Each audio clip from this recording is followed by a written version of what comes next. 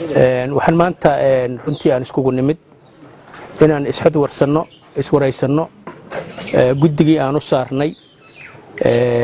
arrimaha viruskan coronaviruska ama cudurkan covid-19ka gaar ahaan iyadoo muxuu ahay dhowr dhacdooyin ay nagu soo ziyaadeen ay ugu dambeysay allaha u naxariistay geeridii wasiir dowlaha cadaaladda Khaliif Muumin Tooxow ilaahay ha u naxariisto dambigiisana allaha dhaafo guud ahaan wixii aan uga wada hadalnay iyadoo faahfaahsan wasiirka warfaafinta idila wadaagi doona laakiin waxaan rabaa inaan dhowr qodob oo muhiim ah inaan muxuu ahay aan dul istaago qodobka koobaad waxa waaye sida aad ka warqabtaan cudurkan aad loo kala qaadaa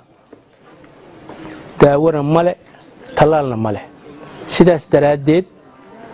sida kaliya oo lagu maareyn karaaho waa isdhowrid iskarantiilid fayadhowrka iyo nadaafadda iyo guud ahaan caafimaadka guud oo dadka oo isu imaadyada iyo fadhiyada iyo in mataqaanaa aad loo xakameeyo sidaas daraadeed dhowr qodob oo muhiima ayaan rabnaa inaan adkayno maantana aan aad uga doodnay oo go'aan aan ka soo saarno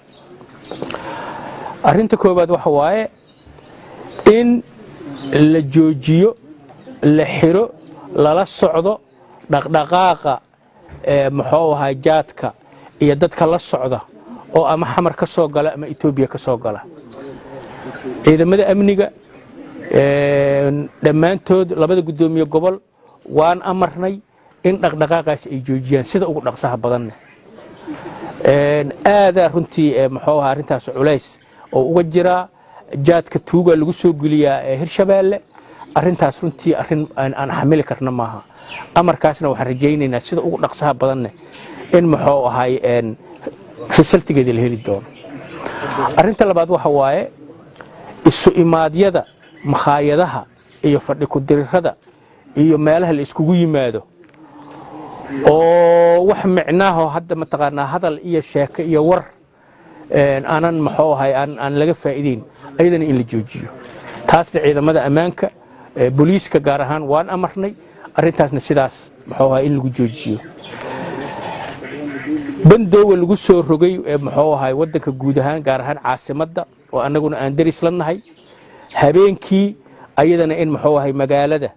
aad loo xakameeyo oo isu imaatinka iyo fadhiyada iyo isu socodka la joojiyo runtii cudurkaanu saameyn xoog leh ayuu ku yeelan doonaa bulshada Soomaaliyeed xagga caafimaadka iyo xagga dhaqaalaha taasayna ahayd midda maanta aan isugu nimid inaan iska warsanno ilaahay loo dhawaado quraan la akhriyo ilaahay loo noqdo ilaahay la baryo